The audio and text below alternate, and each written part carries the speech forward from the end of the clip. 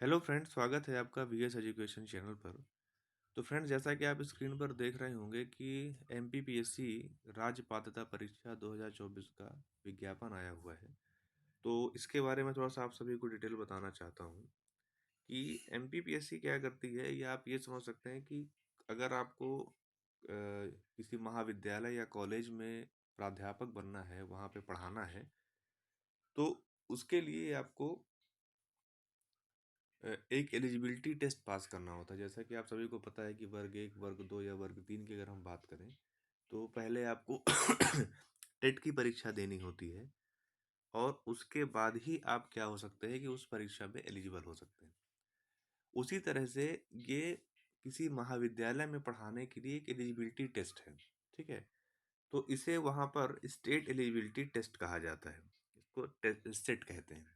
ठीक है, ये जब आप पास कर लेंगे, उसके बाद ही जब भी फिर वैकेंसी आएगी, रिक्रूटमेंट आएगा, तो फिर आप उसमें अप्लाई कर सकते हैं। मतलब ऐसा नहीं है कि आप सीधे रिक्रूटमेंट के लिए अप्लाई कर दें, ऐसा नहीं हो सकता। और इसका जो क्राइटेरिया, मैं इसको पूरा भी आपको समझाऊंगा। उससे पहले दो तीन चीज़ें और आप जान लीजिए कि जो एलिजिबिलिटी टेस्ट होते हैं वो दो तरह के होते हैं। एक होता है स्टेट लेवल का एलिजिबिलिटी टेस्ट और एक होता है नेशनल लेवल का एलिजिबिलिटी टेस्ट। ठीक है, तो जो नेशनल लेवल का टेस्ट होता है उसको नेट कहा जाता है। ठीक है, उसको नेट कहते हैं। और जो मतलब नेशनल एलिजिबिलिटी टेस्ट और जो आपका सेट या स्टेट लेवल का होता है उसको आप सेट कहते हैं। तो अगर सेट की अगर हम बात करें, तो जैसे मान लीजिए कि आपको राजस्थान में वैकेंसी निकली है और आपने एमपीपीएससी में सेट का एग्ज़ाम क्वालिफाई किया है, तो आप राजस्थान में उस भर्ती में अप्लाई नहीं कर सकते हैं। ठीक है, लेकिन अगर आपने नेट क्वालिफाई किया है तो आप पूरे भारत देश में, चाहे वो सेंट्रल यूनिवर्सिटी हो या फिर स्टेट यूनिवर्सिटी हो, आप हर जगह अगर वहाँ पर वैकेंसी आती है तो फिर आप उसमें अप्लाई कर सकते हैं। ठीक है, तो ये इसका बेसिक क्राइटेरिया हो गया। अब हम लोग समझ लेते हैं कि इसमें विज्ञापन में क्या क्या आया है, वो सब चीज़ों को हम एक एक करके समझ लेते हैं। तो सबसे पहले तो ये कि इसकी कब से भर्ती, मतलब कब से इसका फॉर्म फिलअप शुरू होगा। तो फॉर्म जो इसका है, देखिए विज्ञापन तो 15 तारीख को आया, 15 मार्च 2024 को आया और फॉर्म फिलअप होना शुरू हो चुका है 21 मार्च से। ठीक है, और इसकी लास्ट डेट है कितना, 20 अप्रैल। ठीक है, और सुधार के लिए इसमें कुछ समय सीमा दी हुई है, वो मैं आपको बता देता हूँ कि सुधार की जो समय सीमा है वो 2 चरण में दिया गया है। ठीक है, विलम्ब शुल्क अगर आप इसको मतलब सुधार, अगर त्रुटि सुधार करना है तो 27 से लेकर 27/3, मतलब 27 मार्च से सुधार भी चालू हो चुका है और वो कब तक चलेगा आपका, 22 अप्रैल तक चलेगा। अगर किसी वजह से आप फॉर्म फिल नहीं कर पाते हैं इस समय सीमा में, मतलब 22 या 21 मार्च से लेकर के अगर 22 अप्रैल तक अगर आप फॉर्म फिल नहीं कर पा रहे हैं, तो फिर आप उसमें विलम्ब शुल्क कब हो सकता है, 21 अप्रैल से लेकर 30 अप्रैल तक। उसमें भी अगर आप फिल नहीं कर पा रहे हैं तो दूसरा विलम्ब शुल्क आपको दूसरा विलम्ब की जो डेट है वो है 1 मई से लेकर के 10 मई तक। ठीक है, अब इसकी परीक्षा फीस थोड़ा समझ लेते हैं तो आपको समझ में आ जाएगा। जो मध्य प्रदेश के मूल निवासी एसटी, एससी, ओबीसी और ईडब्ल्यूएस और दिव्यांग जन श्रेणी के अभ्यर्थी हैं, उनको 250 रुपये फीस और 40 रुपये पोर्टल फीस देना पड़ेगा, मतलब 290 रुपये फीस हो जाएगी। अन्य श्रेणियां हो, मतलब यूआर हो गए या फिर मध्य प्रदेश के बाहर के कैंडिडेट हो जाएंगे, तो उनको 500 रुपये फीस और 40 रुपये पोर्टल फीस हो गया। त्रुटि सुधार अगर आप करेंगे, जैसे 27 मार्च से शुरू हो जाएगा, उसमें 50 रुपये आपको देना पड़ेगा एक बार के लिए। मान लीजिए अगर आपको फिर से एडिट कराना है तो फिर 50 रुपये लगेगा।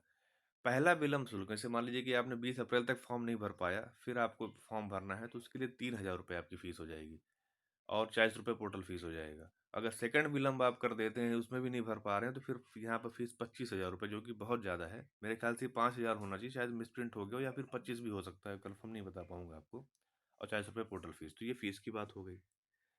फिर फ्रेंड्स, हम लोग आगे थोड़ा देख लेते हैं कि इसमें क्या क्या योग्यताएं हैं या कुछ इसमें क्या क्या चीज़ें रहेंगी। तो पहली चीज़ में क्या है कि जो परीक्षा है वो ऑफलाइन मोड पे होगी। ठीक है, और जो 20 विषय होते हैं उसमें परीक्षाएं होंगी, वो नीचे 20 विषय आपको बता दूंगा मैं कौन कौन से हैं। और इसके 2 प्रश्न पत्र होंगे। ठीक है, एक मेन सब्जेक्ट का होगा, एक शायद जनरल पेपर होगा। ठीक है, और इसमें मूल्यांकन पुनर्गणना कोई प्रावधान नहीं है। और जो आपका जो यूजीसी और उच्च शिक्षा विभाग के निर्देशों के अनुरूप ही ये विज्ञापन जारी किया गया है, ये सब चीज़ें यहाँ पर बता दिया गया। अगर किसी परिणाम में अभ्यास परीक्षा के चरण में परीक्षा परिणाम घोषित होने के बाद अनर्ह पाया जाएगा तो उसको बाहर कर दिया जाएगा। ये सब यहाँ पर बता रहा है, ये सब बहुत वो नहीं है, आगे हम लोग देख लेते हैं थोड़ा सा। फिर हाँ, शैक्षणिक योग्यता जो सबसे इम्पोर्टेंट चीज़ होती है, जिस पे बच्चे ज़्यादा ध्यान देते हैं, कि अगर वो जो भी अभ्यर्थी है, वो स्नातकोत्तर उत्तीर्ण होना चाहिए, माने ठीक है, पीजी उसका कंप्लीट होना चाहिए। अब पीजी कंप्लीट नहीं है तो वो स्नातकोत्तर के अंतिम वर्ष, तृतीय सेमेस्टर या चतुर्थ सेमेस्टर में अध्ययनरत होने पर ही पात्र माना जाएगा। अनारक्षित श्रेणी के अभ्यर्थी है तो स्नातकोत्तर उपाधि में 55% अंक तथा आरक्षित श्रेणी में केवल मध्य प्रदेश के अनुसूचित जाति, जनजाति, पिछड़ा वर्ग, क्रीमी लेयर को छोड़कर और दिव्यांग जन, इन लोगों को 50% अंक पाना अनिवार्य होगा। और ईडब्ल्यूएस के लिए 55% ही, यहाँ ध्यान रखिएगा यहाँ पर एक बात, कि UR प्लस EWS, ठीक है। एक मिनट, मैं बता देता हूँ।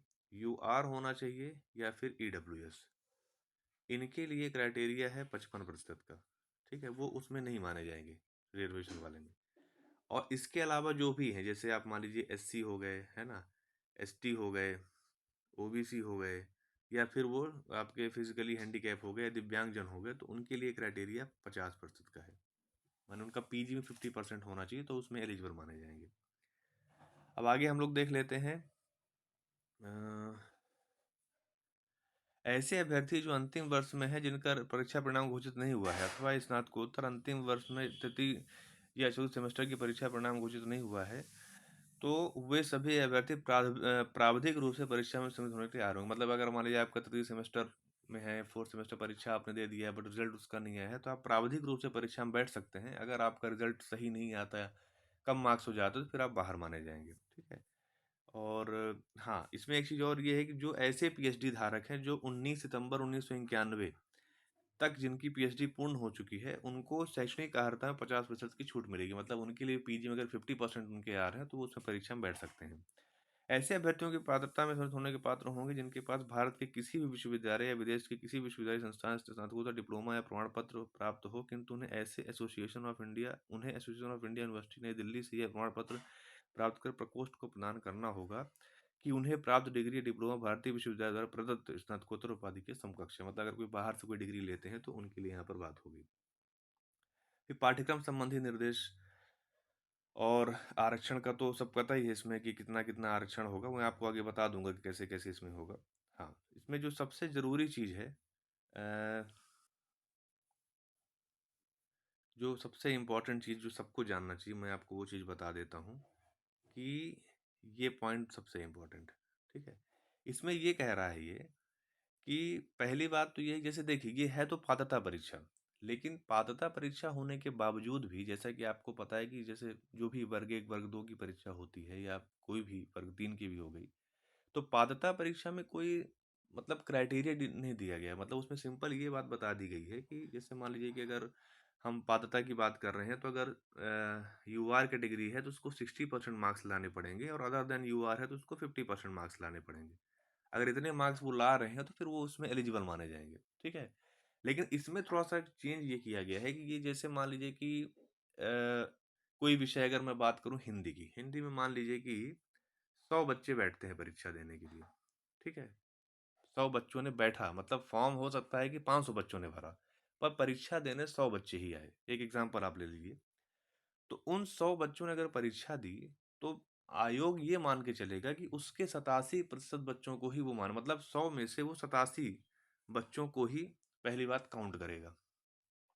जब वो 87 बच्चे काउंट कर लेगा, उसके बाद वो शुरू के 6% लेगा। यानी अगर 87 का 6% अगर हम निकालना चाहें तो कितना आएगा, लगभग आप मान के चलिए कि अ, ये कितना हो गया, 2 और अ,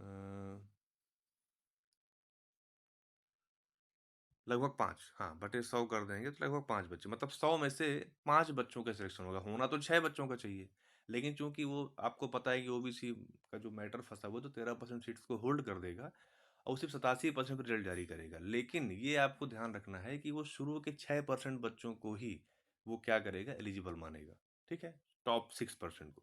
तो मतलब लगभग ये आप समझिए कि रिक्रूटमेंट जैसा ही कुछ कुछ हो गया। तो ये बहुत इंपॉर्टेंट इन्फॉर्मेशन है जो आपको ध्यान रखना है, ठीक है। और जो इसमें पासिंग मार्क है वो आप समझ लीजिए, जो पासिंग मार्क है यहाँ पर, वो अनारक्षित श्रेणी के लिए 40% है, और अदर देन UR जो भी आपके हैं उन सभी के लिए कितना है यहाँ पर, 35% है। ठीक है, ये आपको ध्यान रखना है। फिर यहाँ पर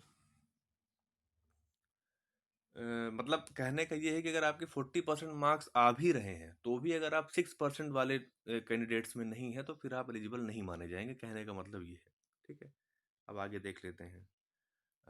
यदि अर्हता प्रतिशत 1 से कम या दशमलव में हो तो उसे 1 माना जाएगा, और अगर 1 से ज़्यादा है, 1 से अधिक समकक्ष हो तो उसे फिर पूर्णांक माना जाएगा। ये आप सभी जानते हैं। सेंटर वगैरह आप देख लीजिए, पूरे सेंटर 12 सेंटर यहाँ पर दिए हुए हैं। इंदौर, भोपाल, ग्वालियर, जबलपुर, रीवा, सतना, सागर, उज्जैन, नर्मदापुरम, शहडोल, खरगोन, रतलाम, जहाँ जहाँ भी यूनिवर्सिटीज़ हैं वहाँ वहाँ सेंटर दिए गए हैं इसके। फिर यहाँ पर शहर का चयन आप कर सकते हैं, कोई दिक्कत नहीं है। हाँ, परीक्षा का मैं आपको बता दूं कि परीक्षा जो है आपकी, वो पहला प्रश्न पत्र 50 प्रश्नों का होगा, दूसरा 100 प्रश्नों का होगा, टोटल 150 प्रश्न होंगे, और 2-2 मार्क्स के होंगे तो 300 प्रश्न हो गए, 300 नंबर हो गए, और समय आपको 3 घंटे का दिया जाएगा। ठीक है, फिर यहाँ पर कुल 20 विषय हैं। ठीक है, और कोई नेगेटिव मार्किंग नहीं है। ठीक है, किसी प्रकार की कोई नेगेटिव मार्किंग नहीं है। और अगर प्रश्न विलोपित होता है, यहाँ पे सब चीज़ें एकदम स्पष्ट रूप से लिखा हुआ है कि हाँ, यह ऋणात्मक मूल्यांकन नहीं है, सभी प्रश्न 2 नंबर के होंगे। और अगर अनुत्तरित रह गया, आपने प्रश्न का आंसर नहीं दिया, तो 0 मार्क्स मिलेगा। अगर किसी प्रश्न को विलोपित किया जाता है तो ऐसी स्थिति में सभी अभ्यर्थियों को 2 अंक प्रदान किए जाएंगे। चूंकि किसी प्रकार का ऋणात्मक मूल्यांकन नहीं आता, अभ्यर्थी सर्वाधिक उपयुक्त उत्तर का चयन करें, है ना। ये मैंने उनको एक एडवाइजरी दिया जा रहा है कि ऐसा आप कर सकते हैं। परीक्षा का माध्यम, परीक्षा इंग्लिश हिंदी 2 माध्यम में होगा। भाषा उसी माध्यम में होगा जिस जिस जो जो उसकी भाषा है। और कानूनी क्षेत्राधिकार सभी यहाँ पर जो है वो विवाद जो भी है वो न्यायालय, उच्च न्यायालय के अधीन होंगे। अगर कोई विवाद की स्थिति निर्मित होती है, हमारा शीट हो गया, बाकी चीज़ें बहुत वो नहीं है। बाकी आप यहाँ पर आप अपने सब्जेक्ट्स देख सकते हैं, कौन कौन से सब्जेक्ट है, उसका सब्जेक्ट कोड दिया हुआ है ना। जैसे यहाँ पर आपका रसायन विज्ञान हो गया, अर्थशास्त्र हो गया, इंग्लिश हो गया, भूगोल, हिंदी, इतिहास, गृह विज्ञान, विधि, बहुत सारे विषय हैं। आप इसको आराम से यहाँ पर देख सकते हैं। ठीक है, और इसमें मेन यही बातें थी जो आपको जानना है। सबसे इम्पोर्टेंट वही है जो मैं आपको बता रहा हूँ कि 6% का क्राइटेरिया जो है वो अब लागू हो चुका है। पहले ये 15% था। ठीक है, जब से यूजीसी नेट ने उसको 6% किया है तो अब 6% ही क्राइटेरिया चल रहा है, 15% वाले को हटा दिया गया है। तो ठीक है फ्रेंड्स, यही एक अपडेट थी, मैं सोचा आप सभी को बता दूं। फॉर्म फिल करने की लास्ट डेट 20 अप्रैल 2024 है, तो आप उसके हिसाब से अपना भर सकते हैं। तो ठीक है फ्रेंड्स, अगर आपको वीडियो अच्छा लगा हो तो आप प्लीज़ लाइक कीजिए, अपने फ्रेंड सर्कल में आप शेयर कीजिए, और चैनल पर अगर पहली बार आ रहे हैं तो प्लीज़ आप चैनल को सब्सक्राइब कर लीजिए। Thank you.